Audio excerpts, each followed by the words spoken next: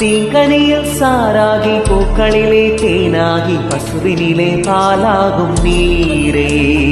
தாயருகே சேயாகி தலைவனிடம் பாயாகி சேயருகே தாயாகும் பெண்ணே பூங்குயிலே பூங்குயிலே என்னும் மாறும் வடிவம் மாறக்கூடும் நீர் நினைத்தால் பெண் நினைத்தால் கரைகள் யாவும் கரைந்து போகக்கூடும் நதி நதி